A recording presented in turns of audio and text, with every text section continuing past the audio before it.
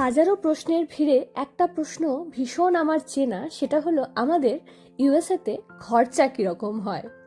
মাসিক খরচা যদি আপনাদেরকে বলতে হয় তাহলে সেটা একটা মানুষের ব্যক্তিগত পছন্দ, অপছন্দ, চাহিদা অনেক কিছুর ওপরে ডিপেন্ড করে। আমরা দুজনে ইউএসএর একটা ছোট্ট শহরে থাকি এবং সেই শহরে আমাদের কস্ট অফ লিভিং কীরকম হয় আপনাদেরকে একটা অনুমান দেব আজকে। নমস্কার, আমার চোখে আমেরিকার একটি নতুন গল্পে আপনাদের অনেক অনেক স্বাগতম। আজকে কথা বলবো আমেরিকায় বাঙালির খরচা, the cost of living in United states of America. খরচা এমনই একটা জিনিস যেটা পার্টিকুলারভাবে বলা খুব মুশকিল। পরিবারের সদস্য সংখ্যা এবং জায়গা বিশেষও ভীষণভাবে ভ্যারি করে এই খরচাতে। যেরকম আমরা মাঝে মাঝেই বলে থাকি কলকাতার থেকে ব্যাঙ্গালোরে স্যালারি বেশি, সেরকম কিন্তু ব্যাঙ্গালোরে ঘরের ভাড়া, খাবারের দাম সব কিছুই বেশি। তো সেই রকমই এই দেশেও। আমরা থাকি আইওয়া স্টেটের এমসে, এবং তার সাথে আমি যদি নিউ ইয়র্কের তুলনা করি তাহলে কিন্তু একেবারেই হবে না। ভিডিও শুরু করার আগে আমি বলে দিতে চাই, আজকের যে ভিডিওটি আমি বানাচ্ছি সেটা সম্পূর্ণভাবে আমাদের পার্সোনাল চয়েস এবং নিডের ওপরে ভিত্তি করে বানানো, তো সেইভাবেই আপনারাও দেখবেন। তো চলুন এবার তাহলে চলে আসি একেবারে খরচের হিসেবে। প্রথমেই বলি, কস্টটাকে আমরা দুভাগে ভাগ করে নিচ্ছি। একটা হচ্ছে ফিক্সড কস্ট আর একটা হচ্ছে ভ্যারিয়েবল কস্ট। ফিক্সড কস্ট যেটা, তার মধ্যে চলে আসছে রেন্ট আর ইউটিলিটি। আমরা যে শহরে থাকি সেই শহরে 800 থেকে 1200 টাকার মধ্যে এটা একটা অ্যাভারেজ কস্ট, যার মধ্যে আপনি 2 BHK একটা অ্যাপার্টমেন্ট পেয়ে যাবেন। তো আমাদের টোটাল এই ঘরের জন্য পে করতে হয় মাসে $950। এছাড়াও ইউটিলিটির মধ্যে যেগুলো পড়ছে সেটা হলো রান্নার গ্যাস, ইলেকট্রিসিটি, ওয়াটার এবং ট্র্যাশ। এইগুলোও কিন্তু আমাদের যে ইলেকট্রিসিটির বিল আসে তার সাথেই একেবারে ইনক্লুডেড। দ্বিতীয় নাম্বার খরচ হলো ফোন আর ইন্টারনেট। এটাও কিন্তু মাসিক খরচার মধ্যেই আমরা ধরি। অভিজিৎ আর আমার দুজনের ফোন আর ইন্টারনেট মিলিয়ে প্রায় $130 মতো লেগে যায়। এরপর এই দেশে যেটা আরেকটা নেসেসিটি সেটা হলো গাড়ি। তো আমাদের এখনো গাড়ি কেনা হয়নি, কিন্তু আমাদের বন্ধুদের সবারই গাড়ি আছে এবং তাদের থেকেই জেনে নেওয়া এই হিসেবটা। গাড়ির জন্য আপনাকে তুলে ধরে রাখতে হবে একটা ইএমআই এবং কার ইন্স্যুরেন্স। এবারে আপনার যেরকম যত দামি গাড়ি হবে তার সেরকম ইএমআই হবে। এবং এই দেশে কিন্তু ইন্স্যুরেন্স যেটা লাগে সেটা হচ্ছে নতুন যারা ড্রাইভার তাদের জন্য কিন্তু একটু বেশি ইন্স্যুরেন্স লাগে। আপনি যখন পুরনো ড্রাইভার হয়ে যাবেন সেই ইন্স্যুরেন্সের যে টাকার পরিমাণ সংখ্যাটাও আস্তে আস্তে কমতে থাকবে। এই একটা গাড়ির পেছনে ইন্স্যুরেন্স এবং ইএমআই নিয়ে $300 থেকে $400 খরচা হয়, কিন্তু এটা একদমই গাড়ি এবং ব্যক্তি বিশেষে, তাই এটা আমাদের যেহেতু খরচা নয় সেজন্য আমি আমাদের খরচার মধ্যে এটা ইনক্লুড করছি না। শুধুমাত্র যেগুলো বেসিক নিডস এই দেশের, সেই জন্যই আমি এই গাড়ির কথাটা তুললাম। চতুর্থ নাম্বার খরচার মধ্যে ফেলছি আমি হেলথ ইন্স্যুরেন্স। হেলথ ইন্স্যুরেন্স কিন্তু এই দেশে ভীষণ ইম্পর্টেন্ট। আপনি কিন্তু এই হেলথ ইন্স্যুরেন্স ছাড়া এক পাও চলতে পারবেন না।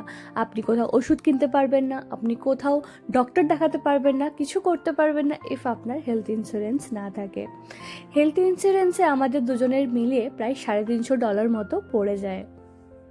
এইগুলো হলো মোটামুটি আমাদের দুজনের ফিক্সড কস্ট এই আইওয়া স্টেটের এমস শহরে আমরা যে থাকি তার।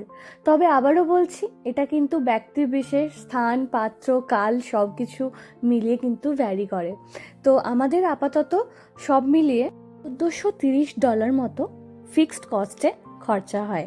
এবার চলুন ভ্যারিয়েবল কস্ট মানে পরিবর্তনশীল খরচার মধ্যে যেগুলো পড়ে সেগুলো বলি। এই ভ্যারিয়েবল কস্ট সবার যে একই হবে তা হয় না, কারণ সবার পছন্দ চাহিদা সমান হতেই পারে না। এই ভ্যারিয়েবল কস্টের মধ্যে চলে আসে ব্যক্তিগত পছন্দগুলো। ফর এক্সাম্পল, আমরা ঘুরতে যেতে ভীষণ পছন্দ করি, কেউ আবার নিজের পছন্দের জিনিস বা হবির জন্য টাকা আলাদা করে সরিয়ে রাখে। তবুও কিছু কিছু কমন খরচা আমাদের সবারই কম বেশি হয়েই থাকে, সেটারই এক ঝলক দেখে নিই চলুন। প্রথমেই বলি মাসকাবারি খরচার কথা। তাতে চাল, ডাল, তেল, নুন, সাবান, শ্যাম্পু ইত্যাদি ইত্যাদি।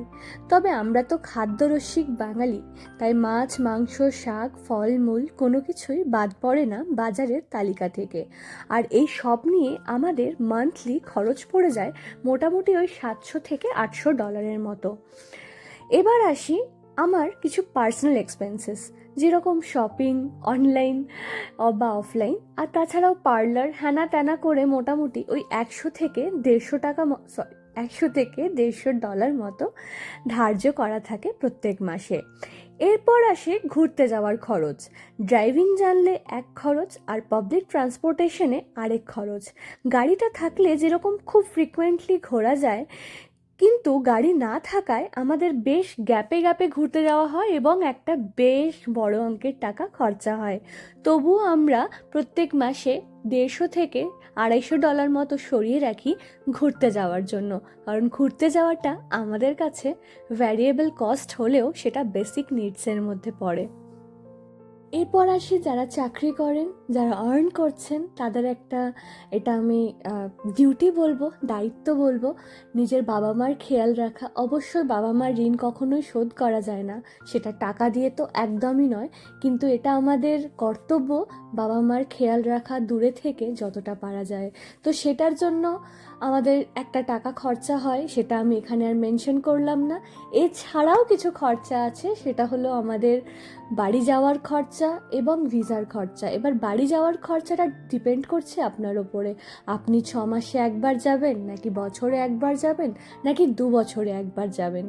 আমার যখন এখানে আসা হয়েছিল, আমার টিকিটের দাম পড়েছিল প্রায় $1400 মতো। কিন্তু যদি আমরা একটুখানি আগে থেকে প্ল্যান করে রাখি, তাহলে টিকিটের দাম কিন্তু একটুখানি ওখানে টাকাটা বাঁচানো যায়। যেরকম আমরা প্ল্যান করছি এই বছর যখন যাওয়ার, সেই সময় আমাদের দুজনের টিকিট মিলিয়ে আসা যাওয়া ওই $4000 মতো পড়বে।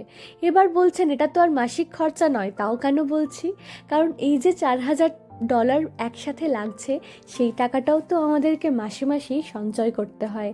তাই এই টাকাটা আমি এই মাসিক খরচার মধ্যেই ধরলাম।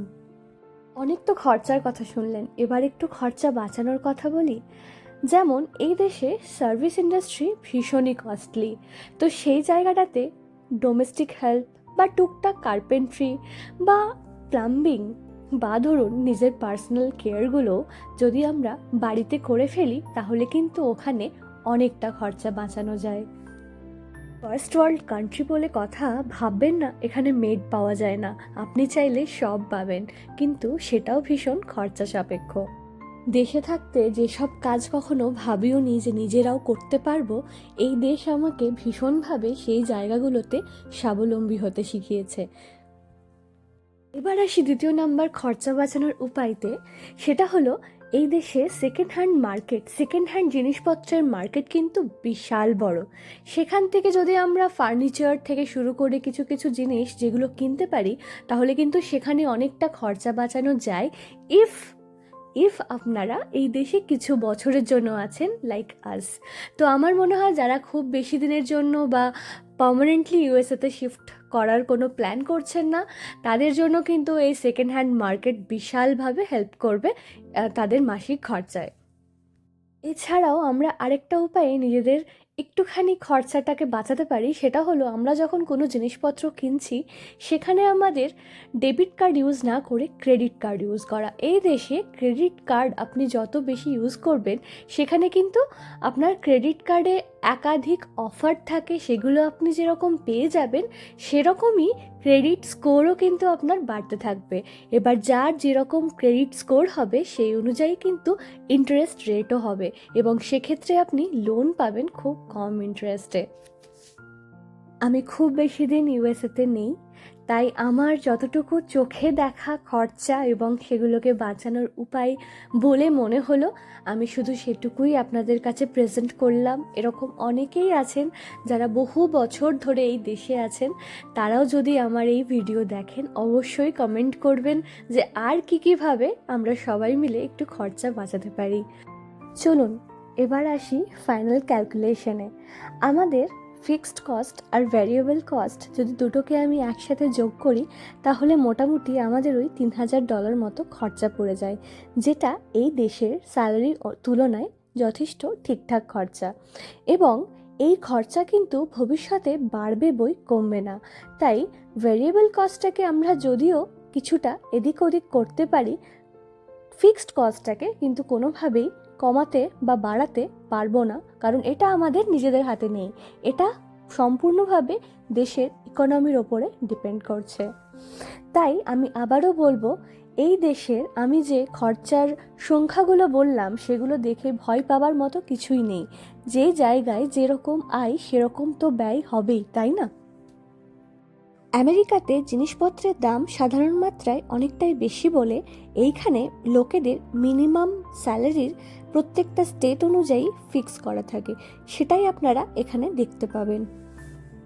সেরকমভাবেই আমি আইওয়ারটাও দেখাচ্ছি, আপনারা দেখে নিন, তাহলে এই পুরো ভিডিওটাতে যে ইনফরমেশনগুলো দিলাম সেগুলো আরেকটু ক্লিয়ার হয়ে যাবে।